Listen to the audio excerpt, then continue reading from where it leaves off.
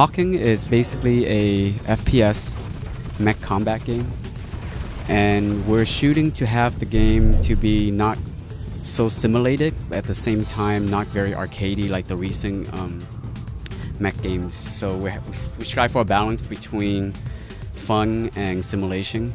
So somewhere between Halo and MechWarrior is probably where Hawken lies in terms of the gameplay. And it's been in development for about, I would say, 11 months now, with a small group of 6 core guys and 3 interns.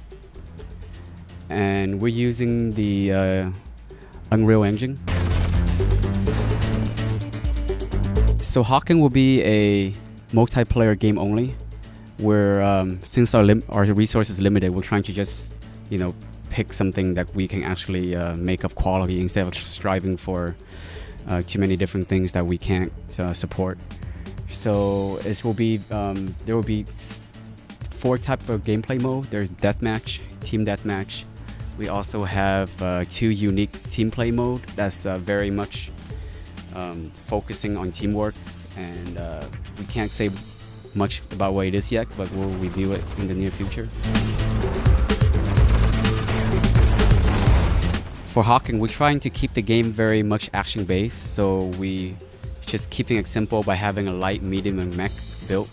And you also have RPG points that you can upgrade at the beginning of the match, but it's an even number. You don't actually gain RPG points over time or anything like that. It's just very quick and basic, so you can just jump in and start playing. You have a left-hand weapon, a right-hand weapon. You also have lots and lots of items to choose from, and different mech classes can carry different type of items. Eventually, we're planning to have more of sort of visual customization as well. Just lots of different mech parts and decals and camo.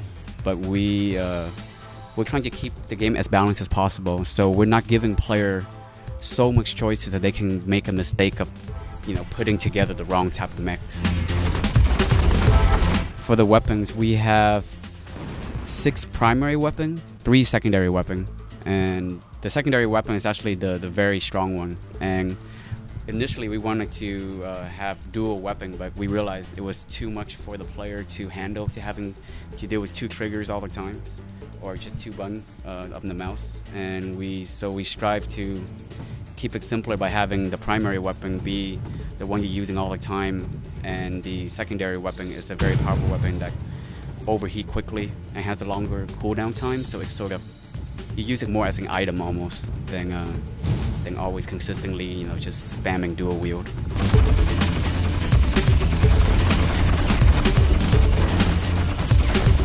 On the primary weapon so far, what we can review so far is we have a machine gun, a shotgun, and a cannon. And they all play very differently. Of course, we call it shotgun, but of course for a mech we'll eventually have a different name for it. They play like a shotgun, where it's very spread, it's strong, so it's good for close combat. Where the machine gun is a bit more focused, but it's still very erratic. And the cannon is precise, but it has a slight delay, so it takes some time getting used to. And we also have trace weapon on the primary, but we haven't reviewed it yet. And on the secondary weapon, we have the sniper, and we have rocket launcher and homing missile. For the movement of Hawken, we want to keep the sense of weight of a mech. And our mech is not as big as the mech game people used to, like MechWarriors, or we're actually much smaller. It's about the size of the mechs in Avatar. So I think it's about 1/3 of probably a MechWarrior robot.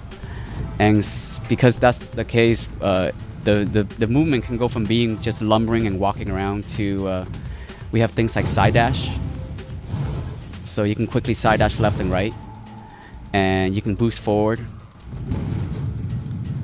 And because our turn speed, we want to keep it feeling more like a mech, and keeping it very slow, so we have a 180 turn also to compensate for that sort of that movement. All of that movement is tied to a fuel gauge, so you can't really just spam, you can't bunny hop, and you can't really just boost around the level, like an airplane all the time and stuff like, or jetpack. You can show them the jetpack also. And so it's all that tied very much to fuel gauge. And another thing that makes it feel like a machine is the overheat. We have no ammo in the game, So you don't have to pick up, random weapon packs around the level, which I think is strange for a game like that. Like your weapon is tied to overheat, so you can see on the right side of the UI, you see this bar going up, and then the secondary weapon actually overheat a lot faster because it's stronger. And there you go, he just overheated, and now you just have to. You have all your movement, but your weapon is disabled until it's turned back on just now. And just that short period of time when you're off, you can be taken down very easily. And as far as health-wise, we don't have a regenerative health like a lot of modern game does right now. It's not automated. The number you see, 586, is what the health is right now for the mech. And just try to damage yourself somehow with a grenade or something. So see, now it's down to 355. But because it doesn't auto regen, you have to sort of duck out of a battle and then go into a heal mode. And it's still a work in progress, so the stuff we're showing you right now is not the complete final product. But yeah, go ahead, go heal mode, and you can see how the health is slowly reviving. And it actually makes for a very sort of tense battle because you're fighting, you're low on health, so you gotta find ways to duck out. But at the same time, people are looking for you. But when you go to sort of the heal mode, you don't show up on the radar anymore. So it's one way to stay off the radar. Because if you move or when you boost around, actually, your radar, how far you get detected increases. So when you walk, you get detected at a certain range. When you boost, you get detected at a further range.